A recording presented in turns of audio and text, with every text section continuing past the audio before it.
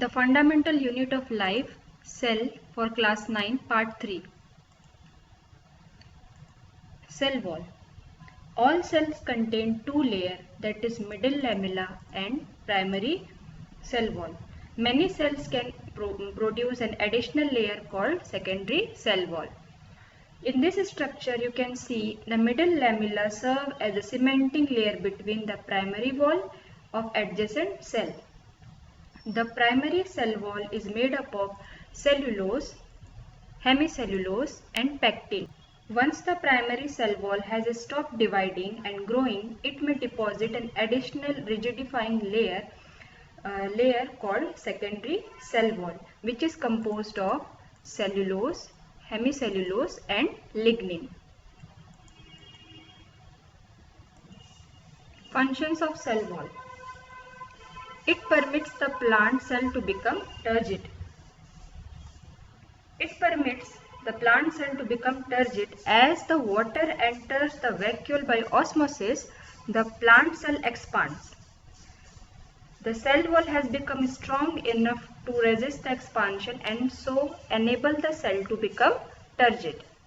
Then the cell wall provides mechanical strength and support. Cellulose present in cell wall provide the mechanical strength to support the cell. The strength may be increased by addition of lignin in the cell wall to increase the mechanical support. It is freely permeable to water and substance in solution. Next, plasmodesmata form intercellular connection for exchanging materials. We know that the cell provides the strength and structural support, but it also hinders the plant cell from being in direct contact with one another.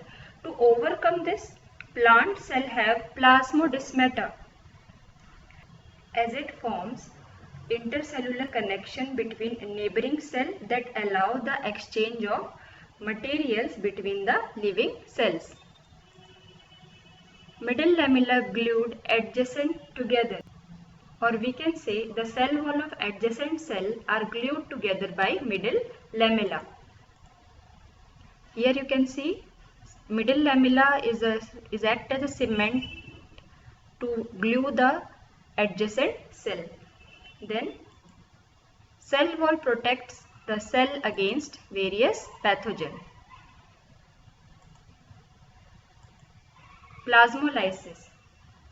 When a living cell loses water through osmosis, when you put the living cell in a hypertonic solution, we have already studied what is hypertonic solution.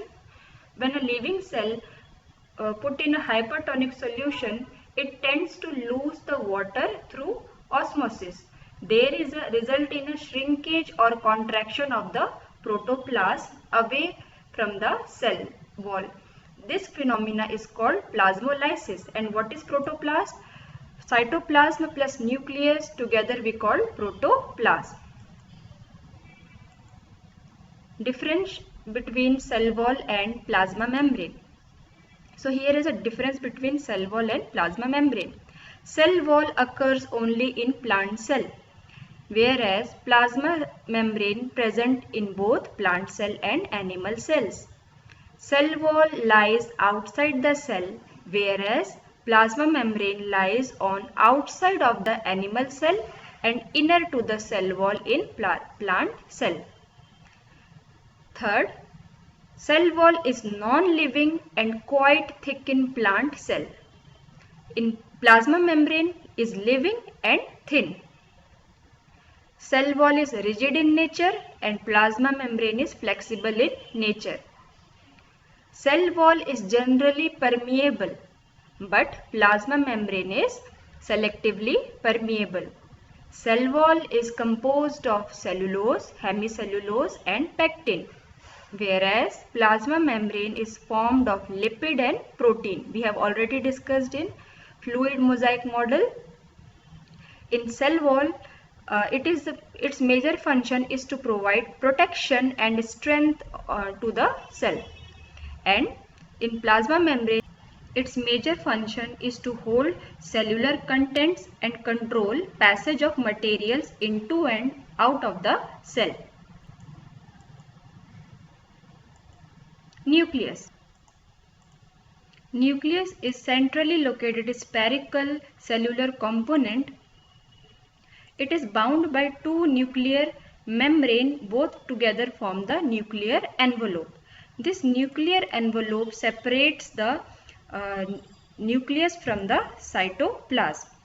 The nuclear envelope contains many pores are called as the nuclear pore, and this nuclear envelope encloses the liquid ground substance which is called nucleoplasm. Right? The function of the nuclear pore is to allow the transfer of material between the nucleoplasm and the cytoplasm.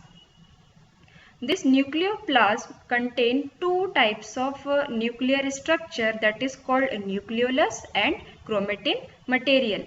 Nucleolus can be 1 or 2 in number, and it is not bounded by any membrane. The function of the nucleolus. Nucleolus is rich in protein and RNA molecule, and it is considered as a site of ribosome formation. So it is also known as the factory of ribosomes. Structure of chromosomes. Chromosomes are thread-like structures located inside the nucleus of animal and plant cells. This structure of chromosome is usually visible during the cell division, that is called mitosis or meiosis.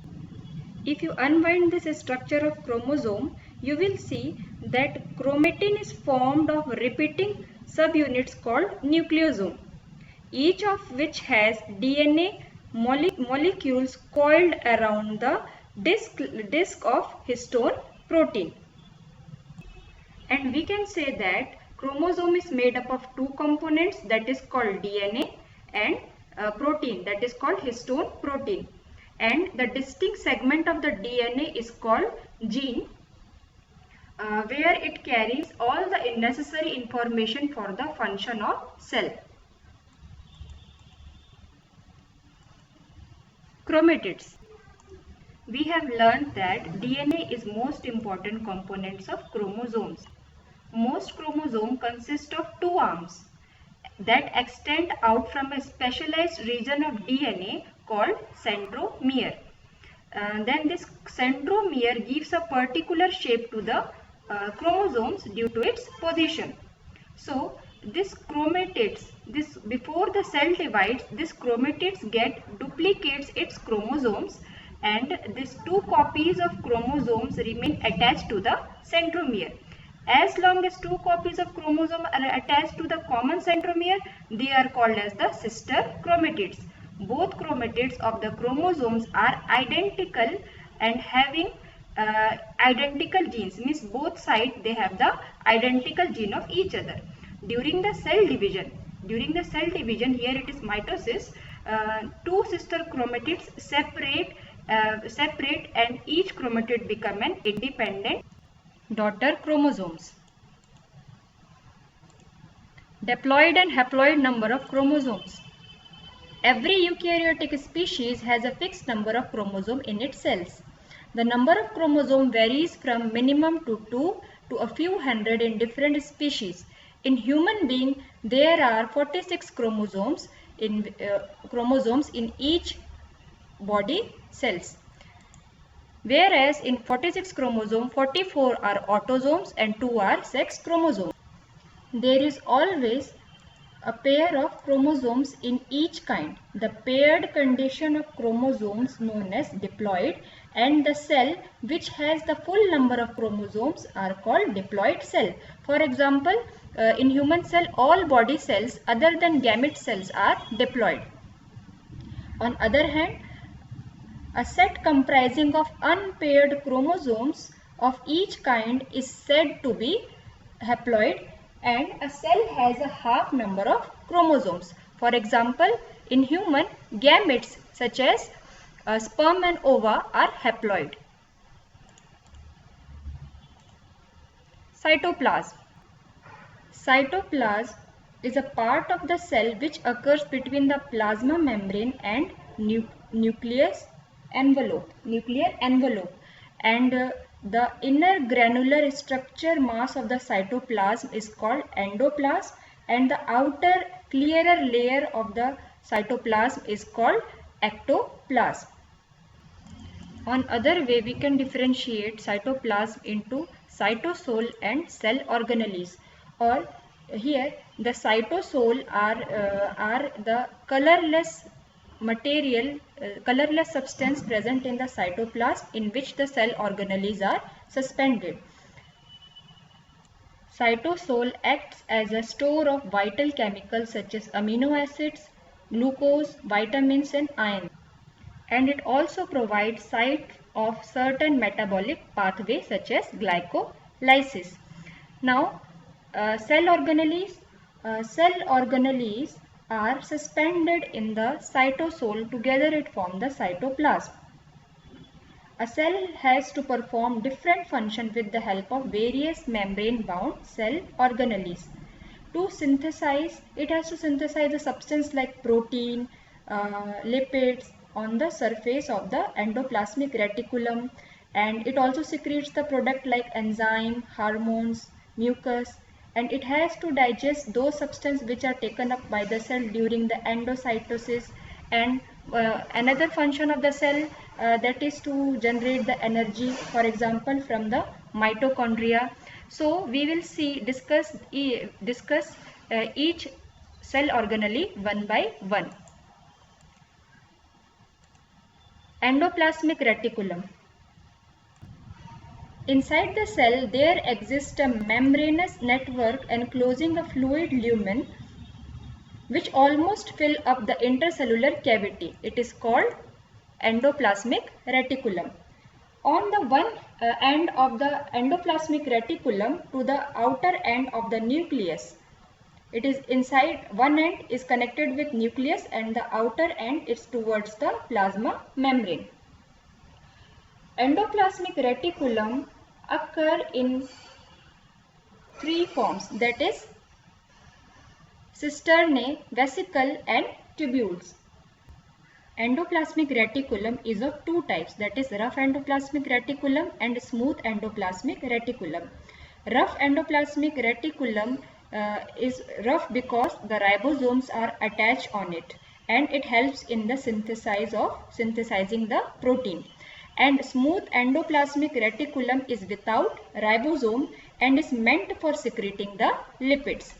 Function of endoplasmic reticulum. It forms the supporting skeletal framework of the cell. Endoplasmic reticulum provides a pathway for distribution of nuclear material from one cell to the other. Certain enzymes present in smooth endoplasmic reticulum synthesize fats, steroids and cholesterol. Rough endoplasmic reticulum concerned with the transport of protein which are synthesized by ribosome on their surface. Some special functions of endoplasmic reticulum are: smooth endoplasmic reticulum of liver vertebrates is involved in the process of detoxification. Smooth endoplasmic reticulum play an important role in the biosynthesis of glycolipids, phospholipids and cholesterol. Rough endoplasmic reticulum produce enzymes of lysosomes, and also plasma membrane and other cellular membrane are also formed by endoplasmic reticulum.